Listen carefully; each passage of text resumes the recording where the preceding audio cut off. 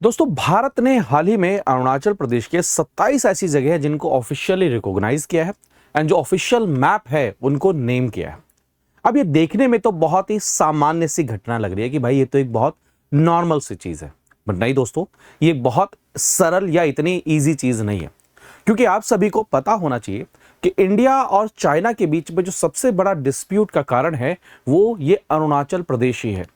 China time to time Arunachal Pradesh को ये कहता रहता है कि वो तिब्बत का साउथ का हिस्सा है एंड ये अरुणाचल प्रदेश चाइना को बिलोंग करता है। इवन कई बार ऐसा भी हुआ है कि अगर हमारे प्रधानमंत्री अरुणाचल प्रदेश में गए हैं तो चाइना उसका विरोध करता है। एंड आप सभी को पता होगा कि इंडिया और चाइना के बीच में जब वॉर हुई थी तो उसमें अरुणाचल प्रदेश ने एक बहुत इंपॉर्टेंट रोल भी प्ले किया था। एंड इन सभी क्लेम्स को भारत लगातार क्लियरली डिसमिस करता रहता है। तो कई बार जियोग्राफीज के अंदर में जब किसी लैंड को मैप किया जाता है तो सिर्फ वो जियोग्राफी के लिए नहीं होता, बल्कि वो एक मैसेज होता है। और कई बार वो ये भी होता है असर्ट करना कि भाई आप जो कह रहे हैं मुझसे एग्री नहीं करते हैं। एंड जो भारत कहता है बार बार कि अरुणाचल प्रदेश भारत का अभिन्न अंग है, हम उसको दोबारा से रिपीट कर रहे हैं। डिटेल में जानते हैं कि इस लोकेशन की कौन कौन सी लोकेशंस का जिक्र किया जा रहा है एंड किन लोकेशंस का क्या इंपॉर्टेंस है भारत के लिए। लेकिन आगे बढ़ने से पहले, अगर आप सभी दोस्तों यूपीएससी की तैयारी कर रहे हैं एंड आपको लगता है कि भाई मुझे यूपीएससी के लिए किसी एक ऐसे मॉडल की या फिर ऐसे गाइडेंस की जरूरत है जो आपको 360 डिग्री आपको क्या करे, परफॉर्मेंस में हेल्प करे, आपकी प्रिपरेशन में हेल्प करे, तो आप फिजिक्स वाला में ज्वाइन कर सकते हैं। खास तौर पे अभी बहुत सारे ऑफर्स चल रहे हैं, आप इनमें एनरोल कर सकते हैं, बहुत सारे ऑफर्स को अवेल कर सकते हैं। हर कोर्स में ये अवेलेबल है, ऑप्शनल से लेकर 2027 2028 हर चीज के लिए अवेलेबल है। तो दोस्तों, जैसा कि मैंने आपको बताया कि अरुणाचल प्रदेश के अंदर में टोटल 27 प्लेसेस हैं जिनको भारत ने ऑफिशियली रीनेम तो किया ही है, साथ में उनको मैप पर लोकेट भी किया है। इनमें कुछ प्लेसेस ऐसे हैं जैसे लेक है, कुछ मेमोरियल्स हैं, कुछ आपके जो पासेस हैं, एंड साथ में कुछ ऐसे प्लेस भी हैं जहां पर इंडिया और चाइना के बीच में 1962 की जो वॉर हुई थी उसका बहुत इंपॉर्टेंट रोल कई सारी एलएसी के बिल्कुल पास में है। जैसे कि आप एग्जाम्पल के रूप में देख सकते हैं लॉन्गजू, थांगला, आप ये देख सकते हैं जैसे शेर थापा मेमोरियल। ये सभी के सभी आप क्लोजली देखेंगे जब हम यहां पर गूगल मैप्स पर इसको सर्च करने की कोशिश करते हैं तो आपको क्लियरली नजर आएगा कि अरुणाचल प्रदेश की बॉर्डर आपके तिब्बत के साथ में लगती है। हम इसको क्या बोलते हैं? तिब्बत बोलते हैं। एंड आप सभी को ध्यान होगा कि इसी तिब्बत को चाइना ने इल्लीगल तरीके से क्या किया था, कैप्चर कर लिया था। आप सभी को यह भी पता होगा कि चाइना जो अरुणाचल प्रदेश का एक सेक्टर है तवांग सेक्टर, उसको कहता है कि ये पूरा का पूरा सेक्टर क्या है, मेरा है, मेरे को बिलोंग करता है। एंड चाइना ने इस कड़ी में एक और बहुत इंपॉर्टेंट चीज करी, उसने 2017 के बाद से कॉन्टिन्यूसली, एक बार नहीं, दो बार नहीं, कई बार अरुणाचल प्रदेश के जो नाम है उनको चेंज करके अपने मैप में शो करता था, जिसका भारत कई बार विरोध करता था। आप सभी को यह भी ध्यान होगा कि कई सारे गेम्स में पार्टिसिपेशन में जब अरुणाचल प्रदेश के कई सारे एथलीट चाइना जाते हैं तो वो उनका विरोध करता है कि भाई ये वीजा लेकर कैसे आए हैं। एंड वहां पर भारत का बार बार ये असर्ट करना कि ये सभी प्लेसेस इंडिया को बिलोंग करते हैं एंड साथ में अभी इनको रीनेम करना, ये एक मैसेज है चाइना को। एंड ये मैसेज इसलिए भी इंपॉर्टेंट है क्योंकि ध्यान रहे नेक्स्ट मंथ में दोस्तों ब्रिक्स की समिट होने वाली है।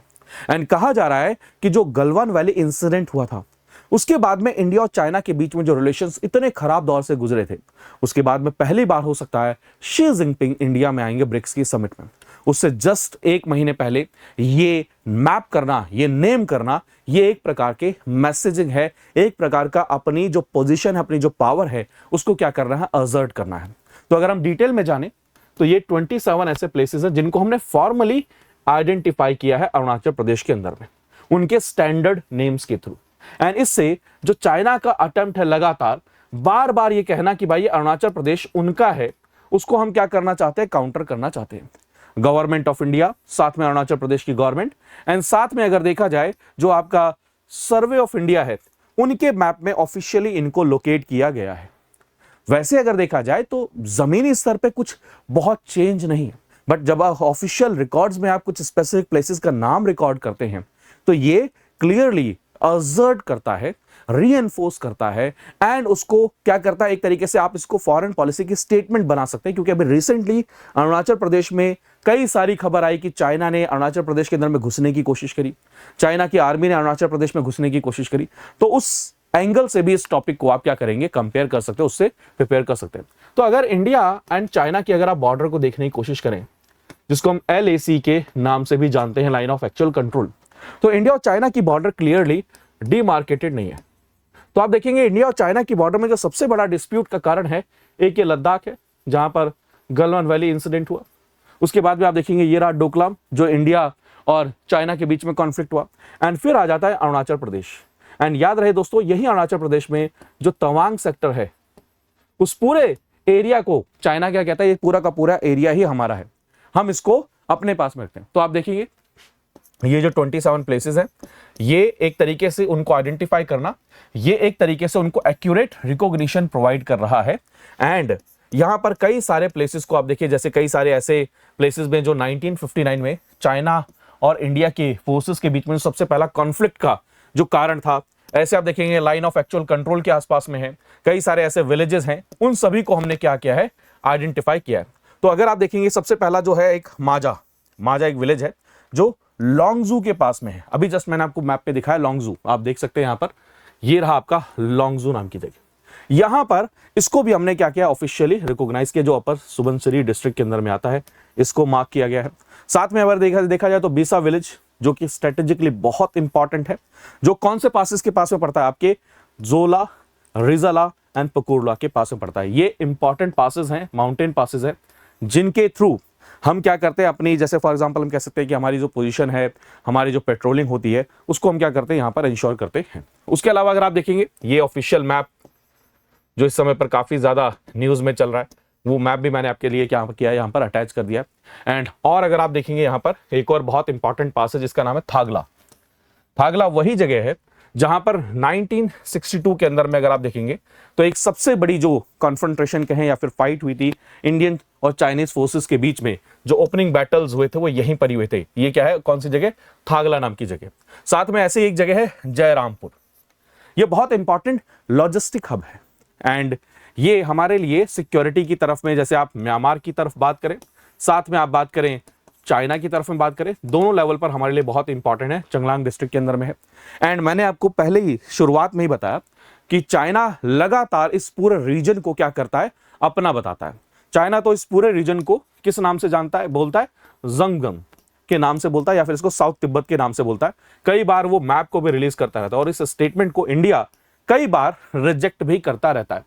चाइनीज अगर सिविल अफेयर्स की हम बात करें तो 2017 से वो इसको जंगनन के नाम से जानता है। एंड बार बार वो कई सारे नेम्स रिलीज करते रहते हैं टाइम टू टाइम मैप के ऊपर में। जैसे फॉर एग्जांपल पहली बार उन्होंने 6 प्लेसेस का नाम किया, फिर उसके बाद में देखेंगे 15 प्लेसेस का नाम किया 2021 के अंदर में, फिर उसके बाद 2023 में 11 प्लेसेस, फिर फोर्थ टाइप पे उन्होंने 30 प्लेसेस का नाम किया। एंड ये लगातार आपने न्यूज में सुना होगा, फिर 2024 में भी उन्होंने नाम को रिलीज किया। तो गवर्नमेंट ने बार बार इसको रीअसर्ट किया है, बार बार वहां पर क्लेम किया कि नहीं ऐसा, मतलब क्या हम आपके क्लेम को सिरे से क्या करते हैं, खारिज करते हैं। बट ऐसे पॉजिटिव जो स्टेप्स होते हैं ये आप समझने की कोशिश करिए। भले ही आपको लग रहा होगा कि बिल्कुल सिंपल सी तो चीज है, लेकिन आप समझिए कि किसी एक चीज के ऊपर में चाइना क्लेम कर रहा है एंड वो एक डिस्प्यूट की तरह इसको दिखाने की कोशिश कर रहा है, जहां पर भारत बार बार कह रहा है कि भाई ये भारत का अभिन्न अंग है। वहां पर उसको ऑफिशियली गवर्नमेंट के रिकॉर्ड्स में आइडेंटिफाई करना, उनको नेम करना, उनके कोऑर्डिनेट्स को नेम करना, ये एक तरीके से एक बहुत इंपॉर्टेंट मैसेज होता है। और खास तौर पे उस कड़ी में देखिए कि इंडिया और चाइना के बीच में रिश्ते नॉर्मलाइज करने की कोशिश की जा रही है, जहां पर बहुत सारे आर्टिकल्स लिखे जा रहे हैं कि इंडिया और चाइना को आपस में साथ में आना चाहिए। क्यों आना चाहिए? क्योंकि आप देखेंगे कि इंडिया और यूएसए के बीच में रिश्ते सही नहीं है। तो वहां पर कई बार ये काउंटर आर्ग्यूमेंट लिखा जाता है कि इंडिया और यूएसए के बीच में इकोनॉमिक रिलेशंस खराब हैं, ट्रेड को लेकर रिलेशंस खराब हैं, टैरिफ को लेकर रिलेशंस खराब हैं। बट इंडिया और चाइना के बीच में बॉर्डर का डिस्प्यूट है जो कि टेरिटोरियल डिस्प्यूट है। तो इंडिया और चाइना के बीच में टेरिटोरियल डिस्प्यूट इतनी आसानी से सॉल्व हो जाएगा, ये चांसेस बहुत कम नजर आते हैं। खास तौर पे आप देखेंगे चाइना की एक पॉलिसी है जिसको हम सलामी स्लाइसिंग या फिर स्लाइसिंग सलामी के नाम से भी जानते हैं, जहां पर वो कहता है कि एक साथ किसी एक पूरे रीजन को क्या करिए, कैप्चर नहीं करना है या फिर कंट्रोल नहीं करना है, थोड़ा थोड़ा एरिया करके क्या करना है, कैप्चर करना। तो उस कड़ी में ऐसे स्टेप्स काफी ज्यादा रीअफर्म करते हैं, रीएनफोर्स करते हैं इंडिया के स्टैंड को। एंड इसीलिए बार बार ये टॉपिक हम पढ़ते हैं कि इंडिया और चाइना के रिलेशंस की कॉम्प्लेक्सिटी इस बात से भी समझेंगे कि चाइना कहता है कि बॉर्डर पर भले ही कुछ भी हो रहा हो, ट्रेड करते रहना चाहिए। एंड इंडिया कहता है कि नहीं, ट्रेड और चाइना यहां पर हम सबसे पहले इंपॉर्टेंट है हमारे बॉर्डर पे जो सिक्योरिटी एस्टेब्लिशमेंट है, जो कॉन्फ्लिक्ट है, उसको हमें कम करना पड़ेगा। बट चाइना कहता है कि बॉर्डर डिस्प्यूट बाद में सुलझाएंगे, पहले हमें ट्रेड करते रहना चाहिए। एंड इस कारण से आप देखें काफी इंपॉर्टेंट टॉपिक हो जाता है। तो एक तो एग्जाम के पर्सपेक्टिव से भी बहुत इंपॉर्टेंट है, प्लस में हमारे जो टेरिटोरियल इंटीग्रिटी उसके लिए बहुत इंपॉर्टेंट है, एंड जो इंडिया और चाइना के बीच में कॉन्फ्लिक्ट चल रहा है उस एंगल से भी काफी ज्यादा इंपॉर्टेंट है। तो आई होप ये छोटी सी एक न्यूज थी जो मैं आपके साथ में शेयर करना चाहता था। आई होप आपको ये वीडियो पसंद आई होगी। आप टेलीग्राम और इंस्टाग्राम पर कनेक्ट कर सकते हैं। थैंक यू सो मच, अपना ध्यान रखिए, मुस्कुराते रहिए, पढ़ते रहिए। बाय बाय, टेक केयर दोस्तों, जय हिंद।